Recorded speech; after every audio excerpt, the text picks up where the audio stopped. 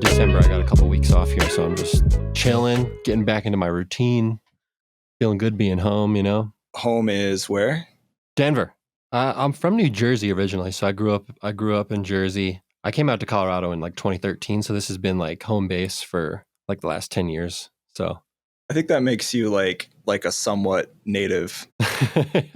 I could own that one now. Yeah, that's like a decade is like where you can have ownership over where you live. Totally. What about you? Are you from Denver as well? Colorado originally?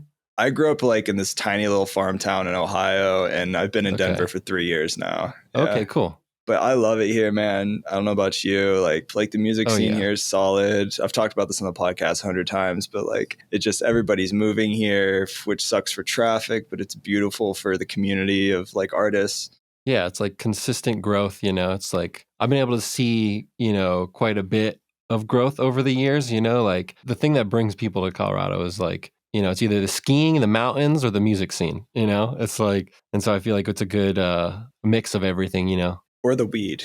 Also or the weed. Yeah. I mean, nowadays it's like you could find that anywhere. So it's like that's true. That's become less of the novelty around it, but definitely a big, you know, selling point in the beginning years for sure. Yeah, I moved here from Indianapolis where my family relocated, and that might be the last state that legalizes it. Oh, yeah, that's probably true. Yeah, it might take another decade. Yeah. Jersey just got that, so it's like... Oh, really? Yeah, so it's funny. Like my mom's got a dispensary close by. She loves going, and before she'd come out here and be like, "We got to go to the dispensaries. I got to get my edibles," and now she could get them all back in Jersey. So it's like, dude, I wish our mom should hang out. I've been trying to encourage my mom, but she hasn't seen the light yet. It's fine. It's not for everybody. Around. Yeah, it's not for everyone. Dude, I've been listening to your music for a hot minute and really love your style. I feel like I produce similar style of music as you do. Oh, I appreciate that, man. Thanks for checking it out.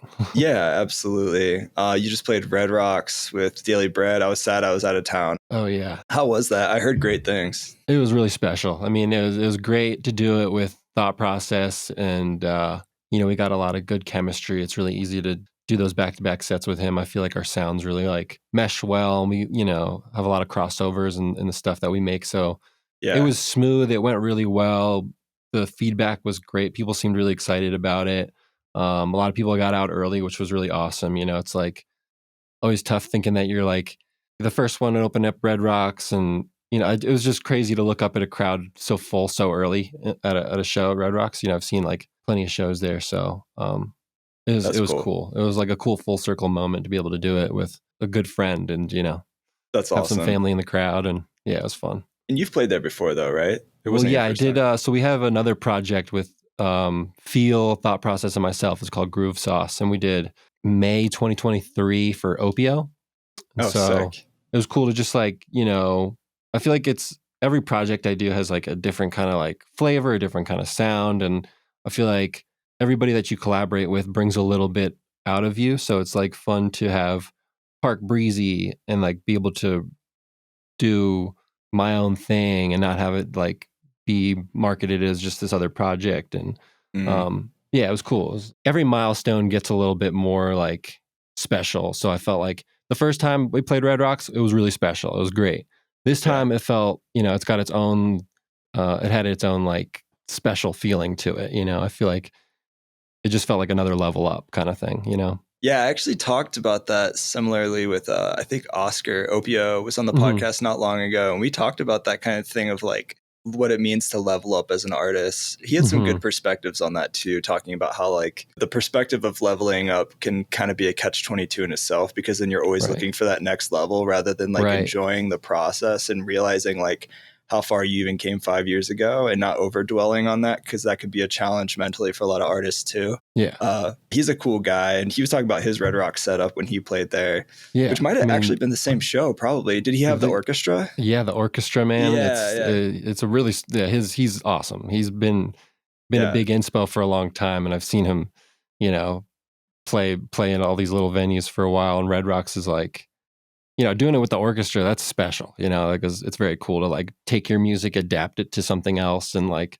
but yeah, I totally hear that on you know, in terms of like the growth as an artist. Sometimes it's hard to like feel present and then just enjoy the moment, you know? For And sure. so like, immediately after Red Rocks, then you're like looking towards the next thing. And it's always about the next big thing. And is like, as a creative and an artist, it's kind of like constantly setting goals to like keep yourself moving forward. But it's, that's like the catch 22 is like celebrate the little wins every once in a while as well, Absolutely. Definitely. Well, I mean, you've come a long way with your music. Were you performing when you first moved to Denver like 10 years ago? No, I mean, when I first moved to Colorado, I was living in Boulder. I was going to school up there. Um, Okay, nice. Did you study music I there? didn't study music up in Boulder. I was kind of like, I was going to school for business. It didn't feel like the right fit. It felt like it was something that I had to do, like it felt like it was like, you got to go to college, you got to get a job in business, you got to like, do all that. And it took me some time to realize like, I was like, this isn't what I want to do with my life, Yeah. and then I started like making beats on Logic was like my first like DAW that I had. And that came from like, I guess like the first like introduction with making music on a computer was like GarageBand. Like my dad gave me his old laptop when I was like between 10 and 13 years old. And so I'd like mess around with like mashing up loops and stuff like that. And so when I was like trying to figure out my own identity and music, like I was a Mac person. So Logic was like, it felt like the natural progression. Yeah. And so I got Logic. I started making beats. I was living in Boulder. I didn't feel like Boulder was like the right place for me at the time, So learned about Submission, learned about like their Tuesday events, started getting involved with the music industry and just like trying to find a community of people that I like identified with a little bit more. And that kind of like sparked the rest of the growth really. It was, just getting your foot in the door and finding a community of people, started making beats on Logic and then watching a bunch of like YouTube videos and stuff to like learn about music production. And then that's when I like decided to go from Boulder to Denver. So I transferred from CU Boulder to CU Denver, found their music program, realized that music was the thing that I wanted to do, ended up going to school for music in Denver. And then I graduated in 2019. Sweet. So not like super long ago then.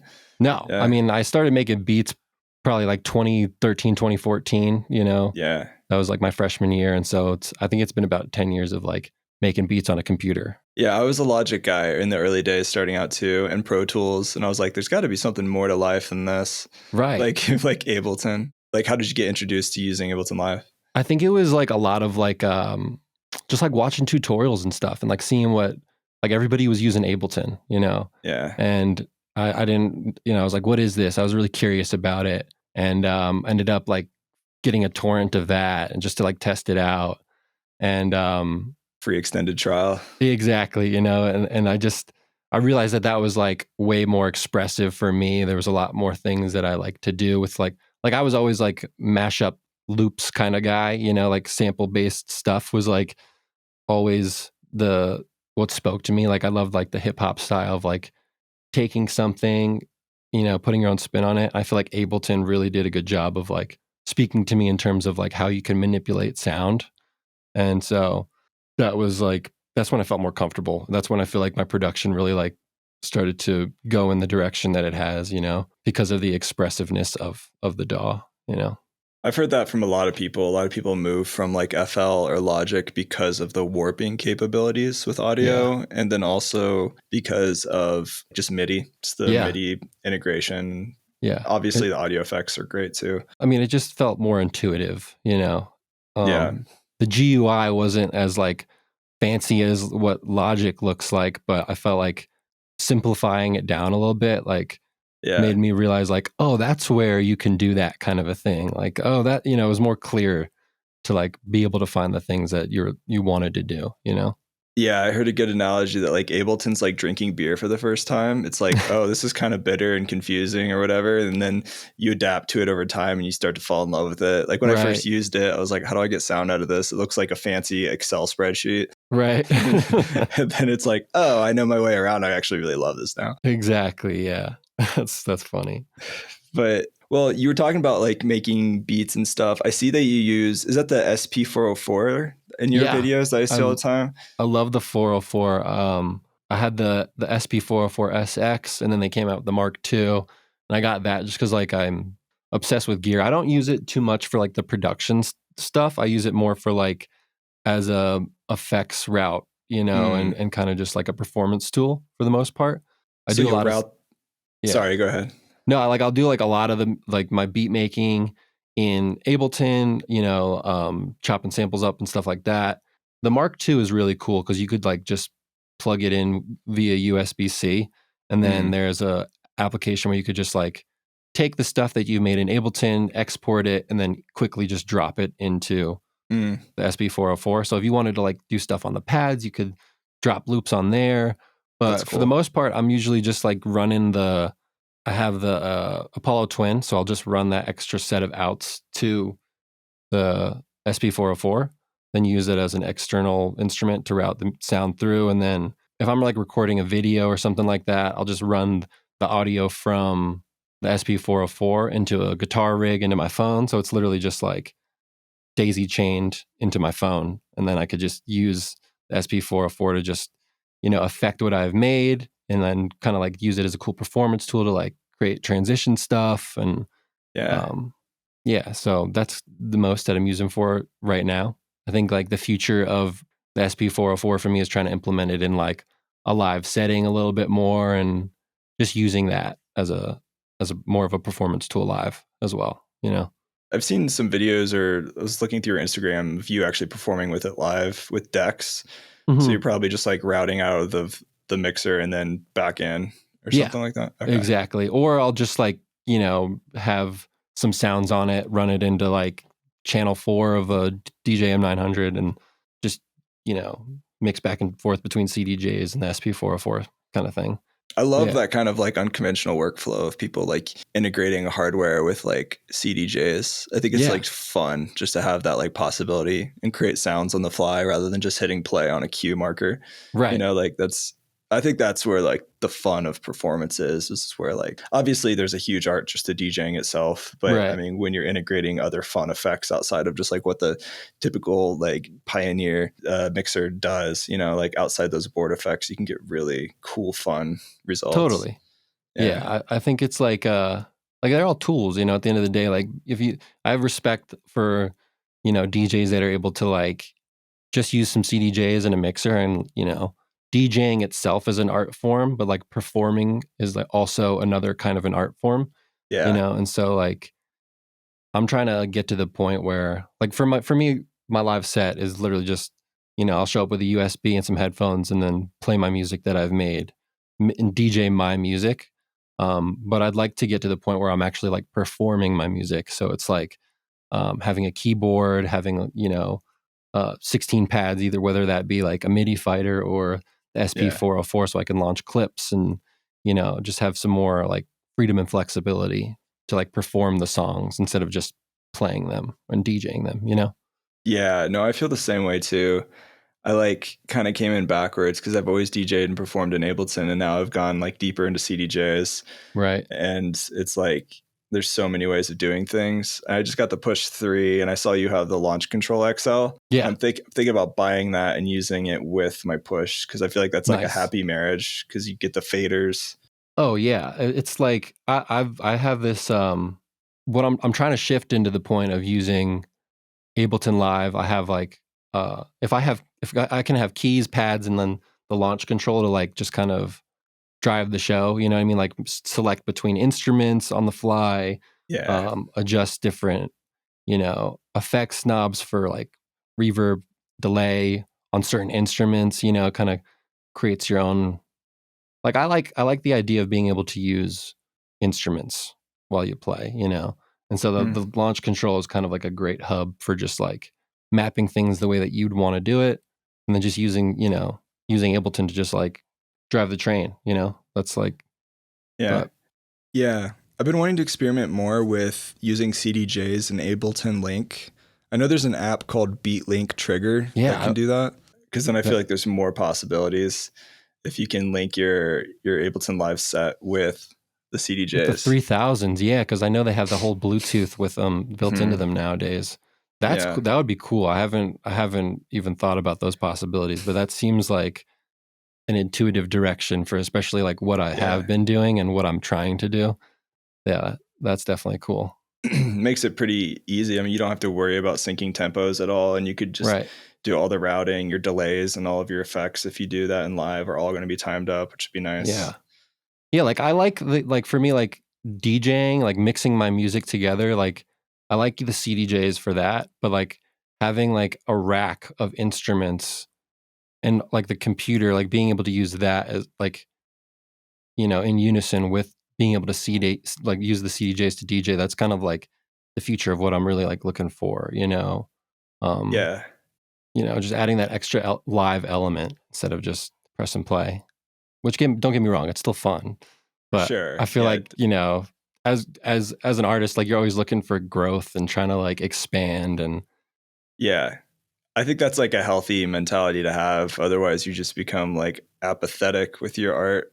yeah, like complacent, like feel like this is it. Yeah. Which I'm But sure like is easy to do. I mean, when you have such a busy schedule as yourself, you're playing constantly, you've got like all these release deadlines, you've got the spring album you're working on, you've got all this stuff. And sometimes it's just hard to like keep your head above water to keep all that stuff in balance and then also find time for new creative workflows. right, it's Yeah. like this whole year has been just like right now, this is the first time since January that I've had 2 weekends off to just be home. So it's been like consistently like the Yeah. routine is like come home on Sunday or Monday, like you need a day to like recuperate, rest from Mhm. traveling alone is exhausting. And then it's like, it's hard to like shift into like the creative side throughout the week when like I'm really trying to just prepare for being back on the road again. So it's like, Right. Yeah. this last week was great. I'm, cranking out some more music, trying to like, just settling into the studio a little bit more and just feeling comfortable at home again. So yeah, like this past weekend, it's crazy. It's Monday. I didn't travel this weekend and I don't have to travel next weekend. So it's like, I feel just comfortable with that fact. Like, you Yeah. know, Yeah. Definitely got to treat yourself and take care of that. yeah, Sleeping is nice sometimes. catching up on the sleep. That's definitely crucial. Just for like, sometimes like I'll feel like I'm getting sick, and then sleep for like 12 hours and I'm like, oh, feel better again already. It's like literally just exhaustion. Yeah, it's amazing what sleep can actually do. Maybe we can talk about some of your like production process too. There's a lot of nerds that listen to this podcast, For including sure. myself and others. But like, what are some of your favorite like Ableton Live stock devices that you couldn't live without, and maybe how do you use them? Stock devices. Okay, so I feel like operator is like the most versatile instrument for me. Like I love Yeah. it just for like creating sublines. I can use it for creating pads or like plucky leads. Like it's mostly operator or Hmm. like serum, but like as far as like Ableton stock stuff, like operator is like the meat and potatoes of everything that I do. Nice. Um It's crazy that that hasn't been updated in like what, like I don't even know how many years. That's a good question. Honestly, it's always looked the same. It's always been the same. It's basic. It's like, and that's crazy. Operator came out in Live 4 in 2004, and I don't 20 think it's years. really been updated much since then at all. This is tried and true. Yeah, I mean, like they keep adding these like new instruments and like the wavetable is pretty cool, but I don't know. I just love that the ease of it, adding extra oscillators, throwing different effects on top of that. It just Yeah. feels like basic. You start with that and then basically my effects racks, builds on from there. And then it's like, Yeah. I feel like Saturator is another great tool that I just love just for the ability to just like make stuff louder, add crunch to like, I love like sine wave compression. So I think it's like sine wave from operator, saturator, just beef it up a little bit. That's all you Yeah. need for a nice thick sub sometimes. True. Um, Yeah. um, Are you in Live 12 now? I'm not in 12 yet. My Okay. issue is just like, I have the M1 Mac and they're constantly like adding updates and like I have a bunch of like third party plugins that I Mm, just don't want to like risk losing. It's like always such a pain in the ass when you update your DAW and then you have to like worry about your plugins again and so I definitely had some of that issue with 12, but it's only based around VST2s. right, So okay. if you have the like an updated VST3 Uh-huh. installed, if you've used threes or AUs on Yep. your like previous project, you shouldn't have issues. I think Uh, what held me back in the beginning was I have a lot of Waves stuff. And then Waves was like, oh, you have to pay to upgrade so you could use it on this. And I was like, well, why would I want to do that? You know? So I think Waves is just in the past for me, but same. I had to let go of Waves. It took them a while to update to the M1s when the M1 first came out, because I got a Mac Mini M1 when it first came out, and I was like, okay, I'm done with Waves. But they've updated it since then. Okay, well, that's good to know. Maybe I'll give it another shot. No, I have no desire. I'm not going back. I gave up. It's a thing of the past now. I think upgrading to 12 is like, I've been seeing that, like a lot of like these videos are popping up about like, you know, now they have like the auto tune thing, which is really cool, and they just keep on adding cool new features, and like, I feel like the MIDI stuff is a lot crazier. Oh, hey, buddy. Who's this? Fife Dog. This is my little pup. He's a hey, buddy. Is that your ghost producer? Outside. Yeah, he likes to sit under the desk.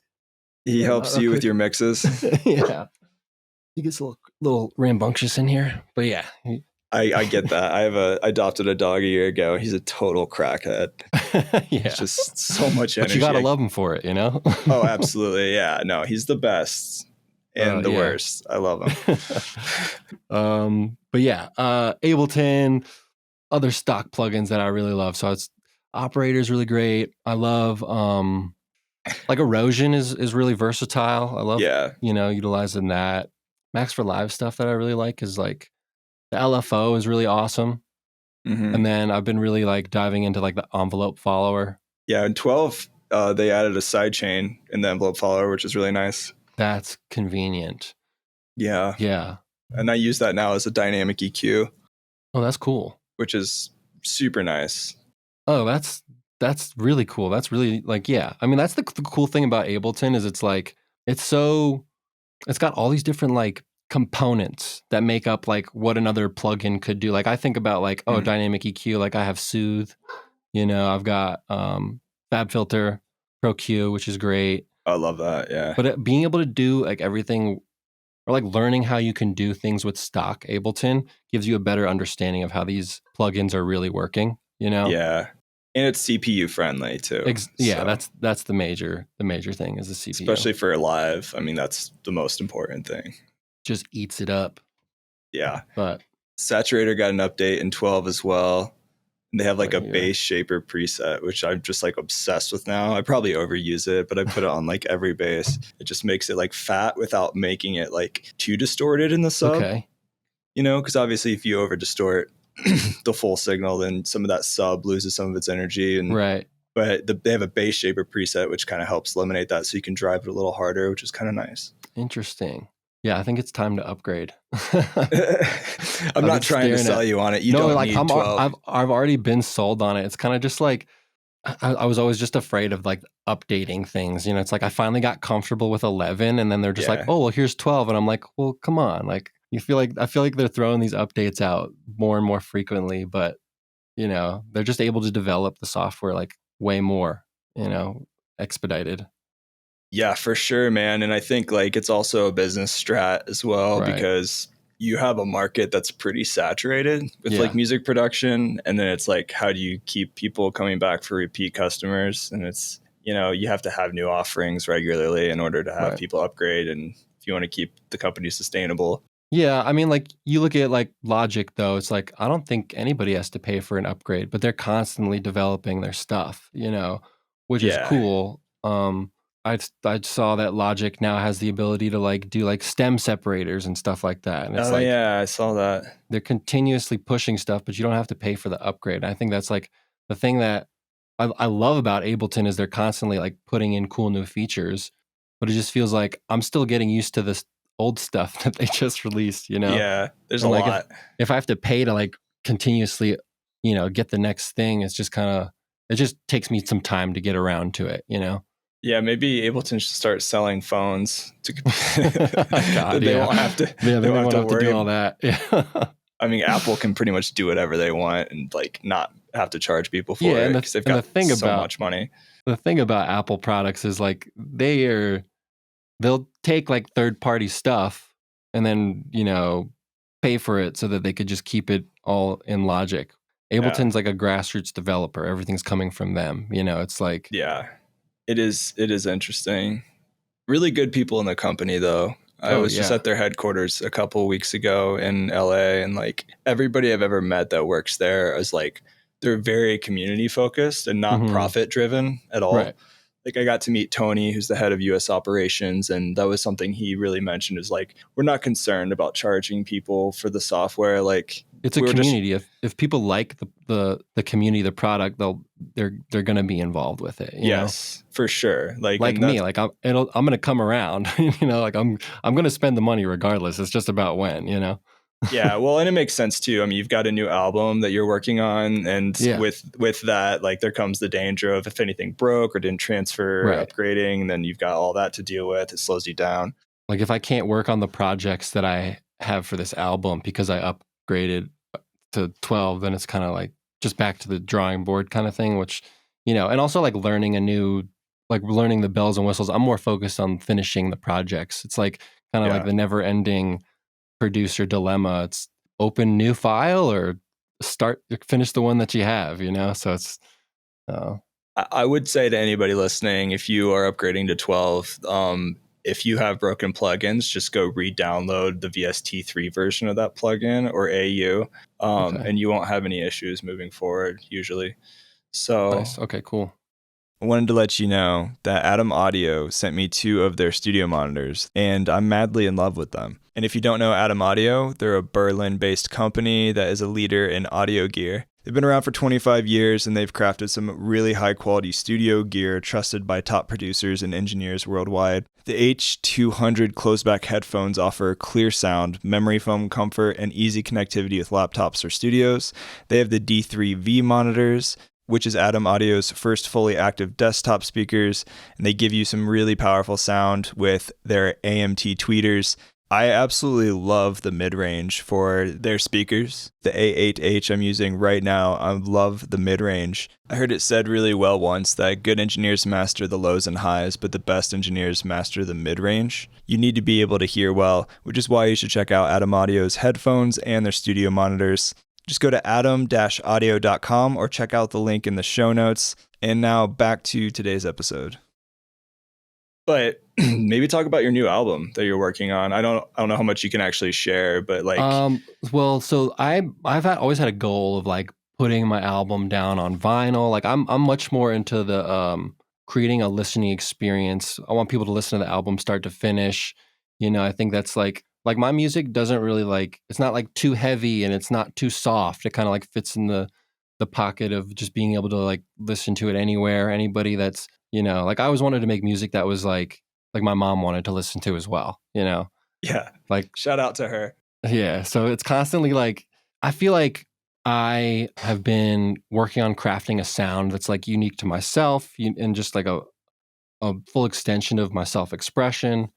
Like it's got a lot of different vibes that combine into one, you know, and I think that's what creates like my thumbprint right now. And so I Yeah. feel like I've constantly been getting my production to a point that I like. You know, I feel like I've lived by this philosophy of like the taste gap theory. Like when you first start making beats, you're making stuff that, you know, like has potential, but because of your taste, you know that it's not quite there yet.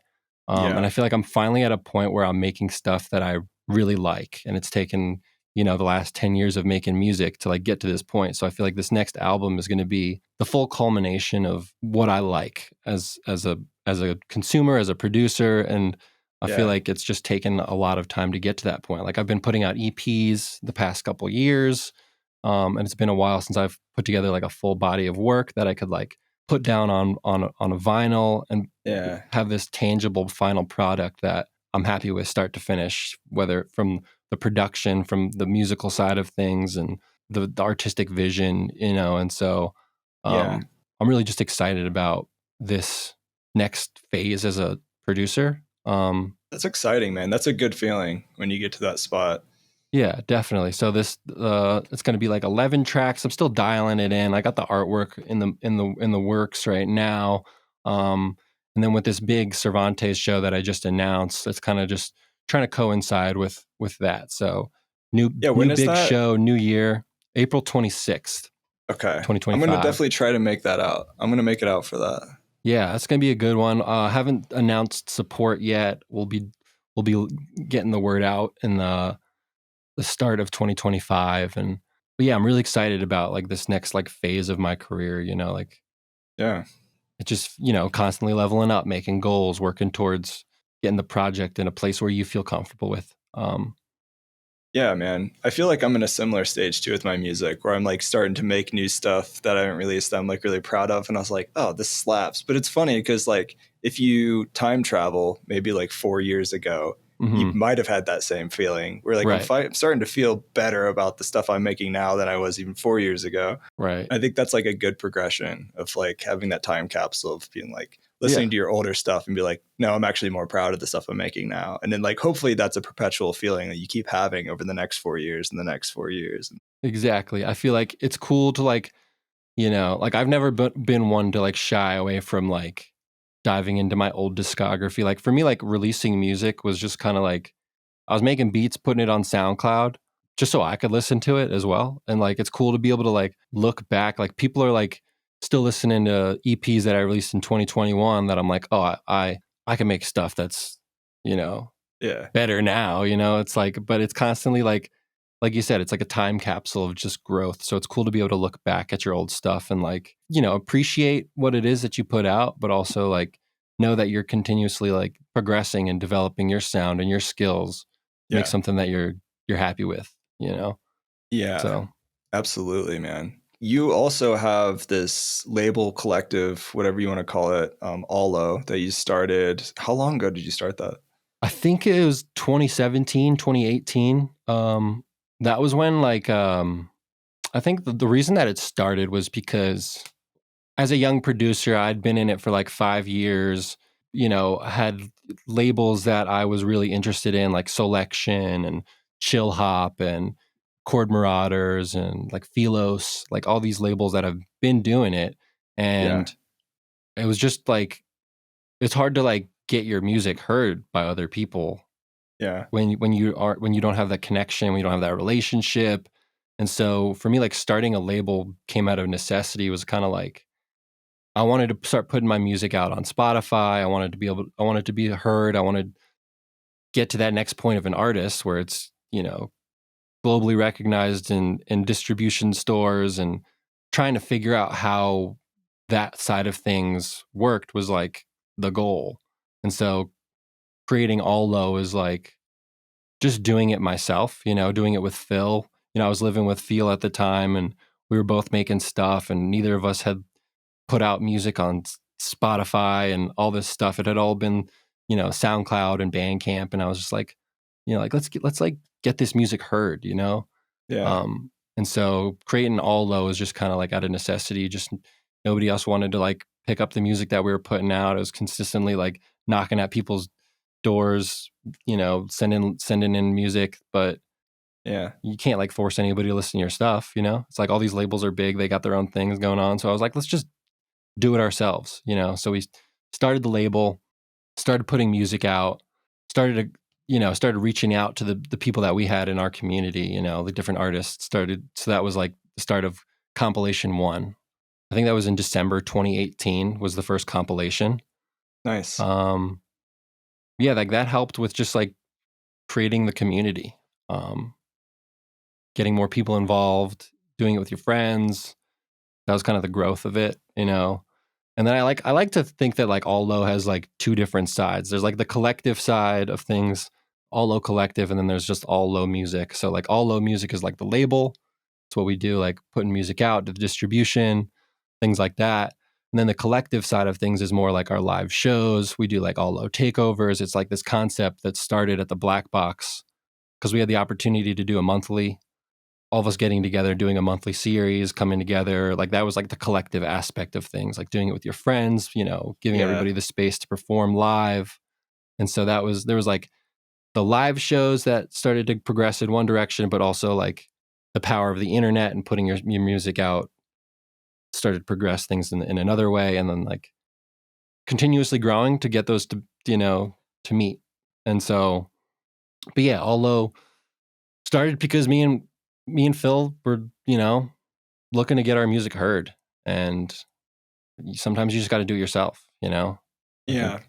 So maybe like what are some like actual practical tips for people who are struggling to get their music heard, and whether they want to start a collective or try to reach out to a collective, like what are some things they could be doing, do you think? I think that like at the end of the day, if like you want to be a part of the music industry, you need to be a part of the music industry. Like if you want to like just make art and put it out, that's one thing. But if you want to like be an artist, be like a musician touring, you know, playing shows, like I think like that's like a big part of getting your music heard is like performing it in front of different crowds, pushing yourself to that level.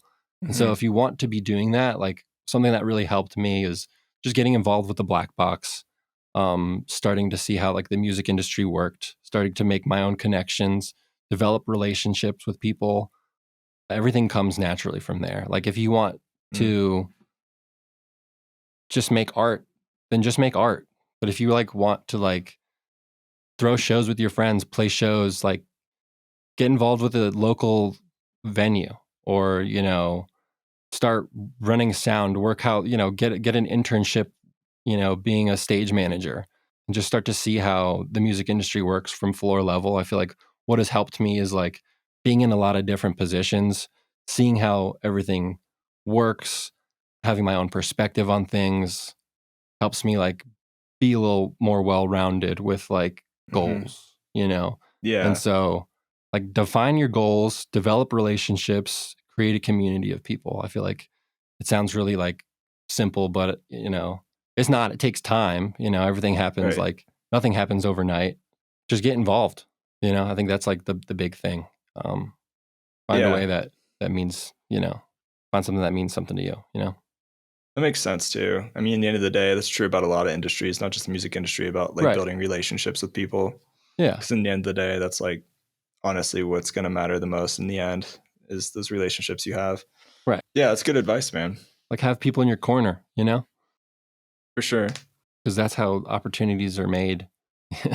Yeah. You know? Move to Denver. Yeah, move to Denver, Just I move to guess. Denver. That's all you got to do.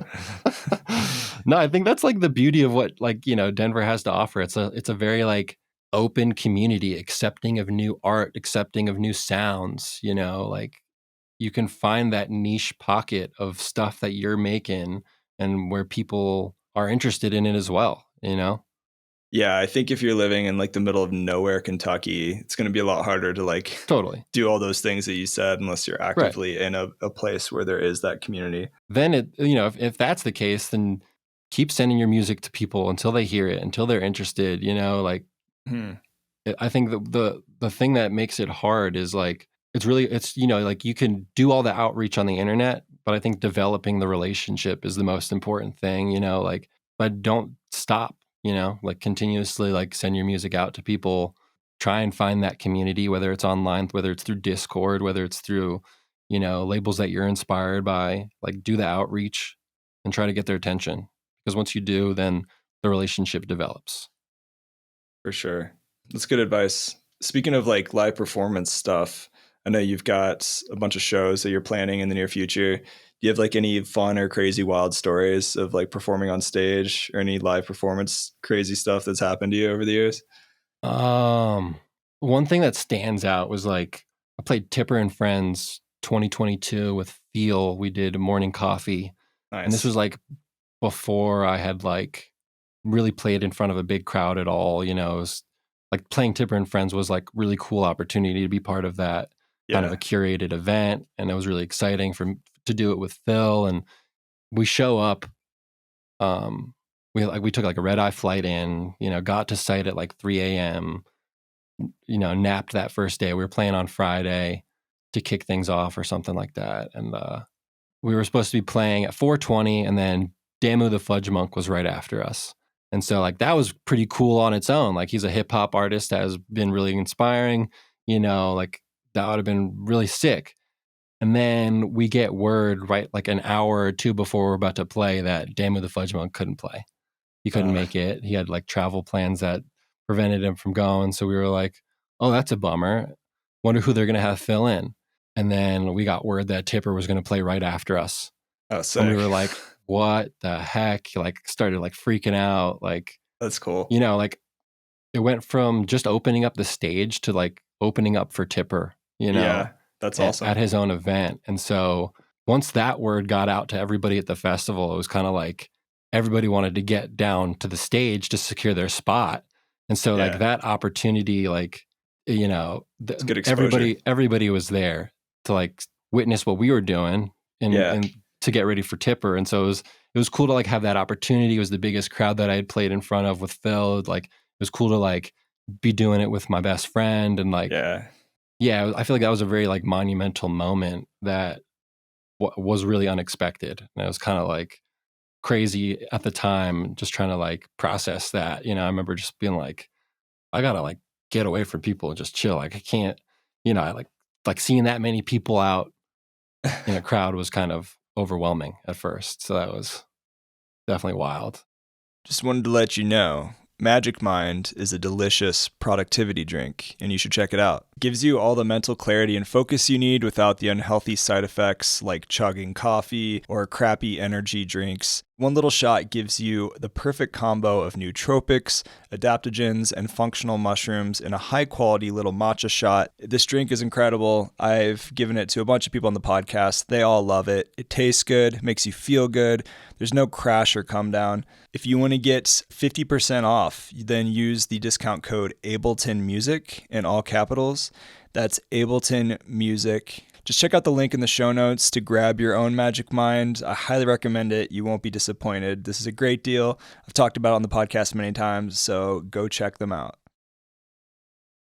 It is definitely wild. Do you find that like you enjoy playing like the bigger mega stages where like maybe there's more ants in the crowd and like a little more disconnected, or do you find that you enjoy like more of the intimate settings even if it's a smaller crowd of people? I feel like I like the intimate stuff like a lot. I feel like at the end of the day, like I just like it feels like the music is translating when people, you know, I never thought it's not about playing to the people that aren't there. It's about playing to the people that are, you know. And so like every opportunity has its like, you know, has its moments. I like the intimate stuff. I like when people are, you know, like when it resonates, when people get it, when it's, you know, and so like the bigger the crowd, it's like harder to tell if it's resonating for the most part. You know, it's like, I mean, like I love like the little mountain town shows, you know, when you're playing in front of like 100 people in like this little ski town dive bar kind of vibe. Like it's got its own energy that's different than being on a big stage like Mission or something like that, or Red Rocks. So I kind of had a similar story to your Tipper story. It was like in Indianapolis before I moved to Denver. I had the opportunity as a very last minute thing to open for Tiesto, which was like also really funny because like my music was so completely different than his, like more like funky kind of bass stuff. So I was like, how does this even happen? I just happened to know somebody who's the promoter, but yeah, I couldn't actually read the energy very well from the people because we're on this freaking huge stage and like you're looking down on everybody. It's like hundreds of feet away from you.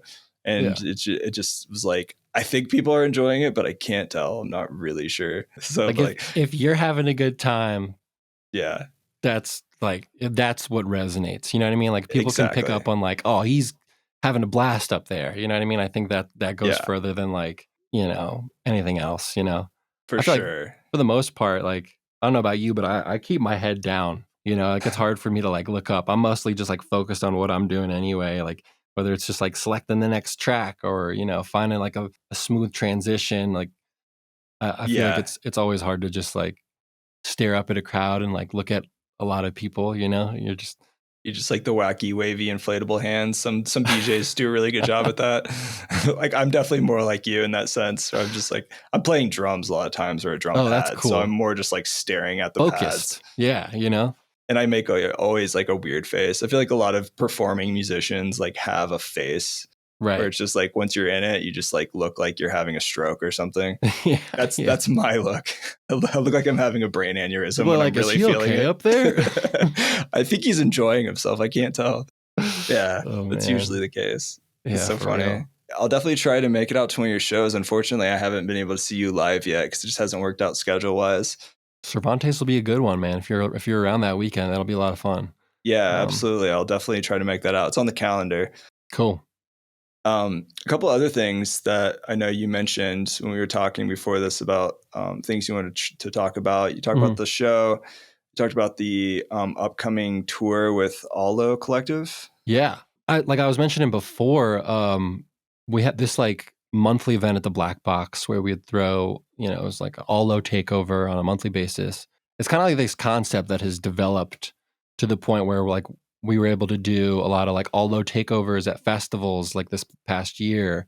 This is kind of like the culmination of this concept, being able to take it from just a small venue in Denver and like bring it on, a national tour, go to different cities, kind of bring this vibe that we're trying to present, like this sound that we're trying to push, like all low at its core. It's not like every other EDM label. I feel like we have a thumbprint and like a sound that we're trying to push. It's not like too heavy or too bassy, and it's not too chill. It kind of fits like right in the middle. And so when we're able to do things together, I feel like that energy, like I was saying before, like we have a lot of fun together playing shows together. So it's cool to like have the energy be reciprocated. The crowds like understand it. They understand the sound that we're pushing. They're here for it. And so all low on tour next spring, we're trying to like hit 20 to 30 cities. We've got a lot of stuff in the works right now. We're going to be announcing phase one of it in the next couple weeks. But it's just this concept of Phil, TF Mars, thought process, and myself. Like that's the core of it. And so being able to take the four of us on the road and play shows together, like it's going to be a lot of fun. It's going to be really exciting. It's going to be like pushing us, like we're just going to be pushing the sound that we started off pushing, And so it's cool to like bring that to different cities, to different communities. And so, yeah, we're just like really excited about, how things have progressed, the growth of the label, and then now being able to do this tour with your best friends that you started it with, Yeah, that's awesome, man. That's cool. Like, it's the best feeling when you're like on stage with your homies and you're just Yeah. like, people can feel the energy in the crowd. If you're having a good time, like you said, people in the crowd are going to feel that and have a good time too. Right. So, like at the end of the day, like we're throwing parties, it's not that serious, yeah, that's exactly right, dude. All this stress about everything, but at the end of the day, like we're throwing parties. It's an escape for everybody. If we're having fun, we want that energy to be around. We want everybody to be enjoying it. So we're just excited to just bring that energy. Yeah, man, that's a good reminder too, is like, it should be fun. Like, I'm trying to not take my art or my music too seriously, honestly, like in the right ways. Right. Not self-identifying with my music necessarily. Right. It's like, it's something I do and it's an expression, but it's not who I am. You know what I mean? Right. I think that's where a lot of people struggle sometimes, like along their artist journey. Maybe I'm not seeing the results I want to in this moment, and you can take that personally sometimes. Right. And it's good to kind of step outside of yourself and look at that artwork objectively and not identifying your identity with that artwork itself. Totally.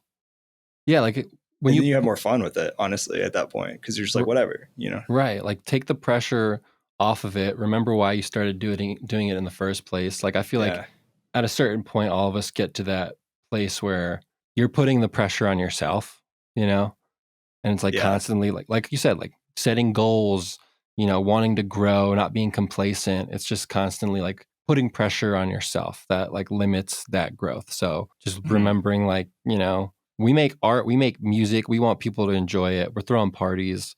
It's a fun time, For sure. And so, like being on the road has its like mental stressors, traveling is exhausting, all that stuff. But the 1 hour that you get to play music for other people, like that's what means the most. That's like the most fun part about it.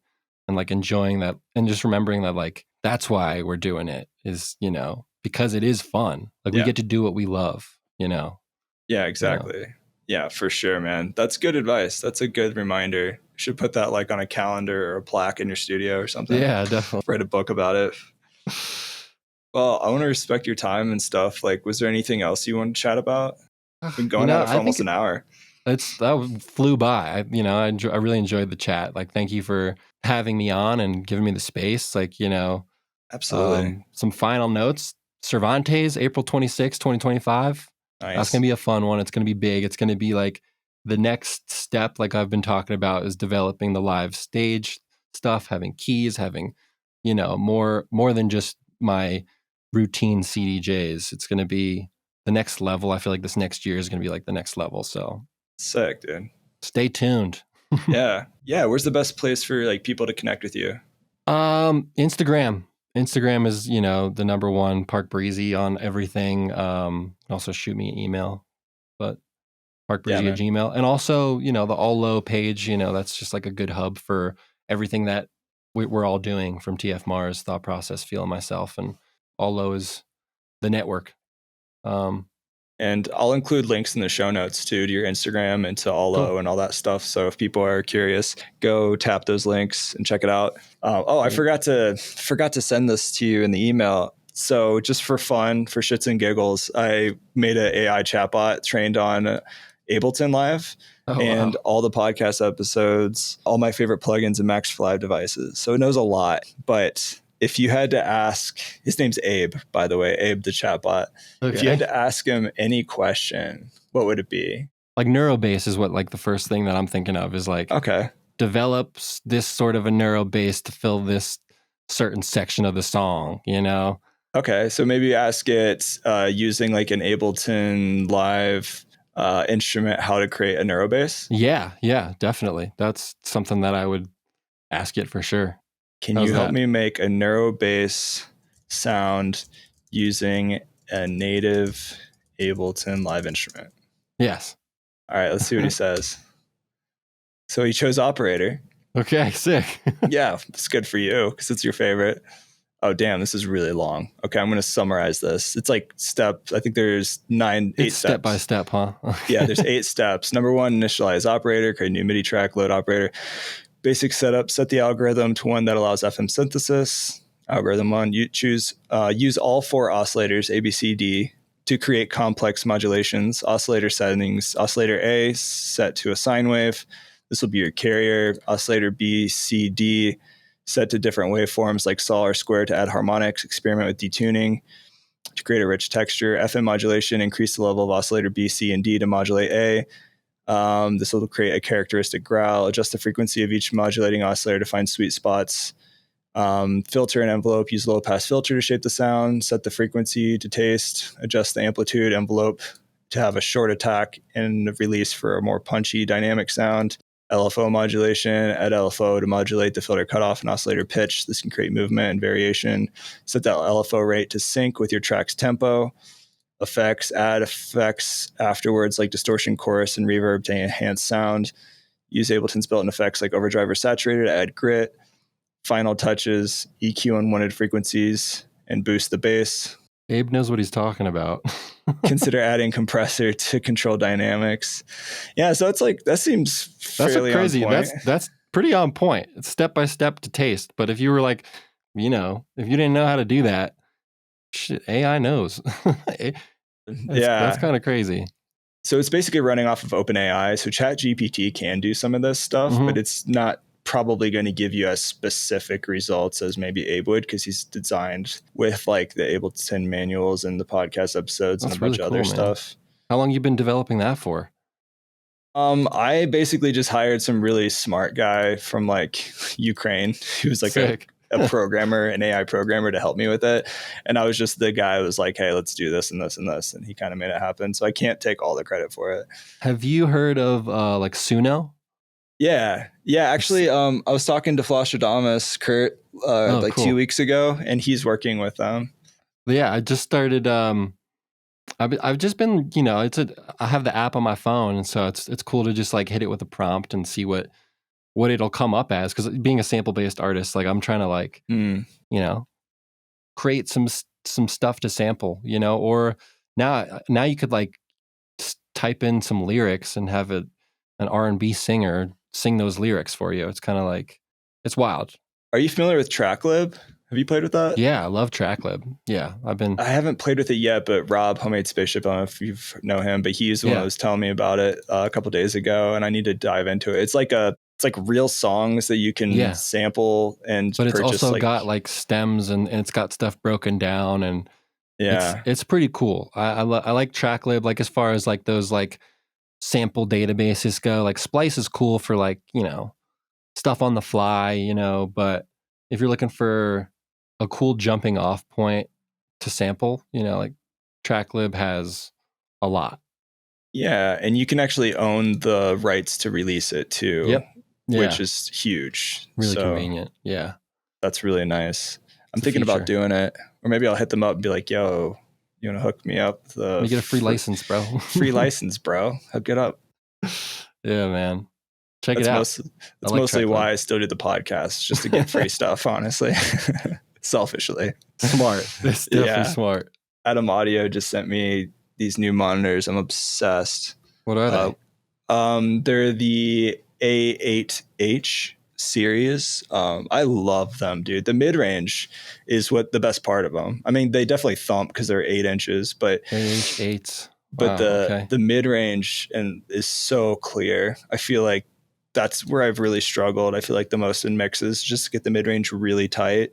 Oh yeah, I've got the T7Vs. I'm a big fan of Adam Audio.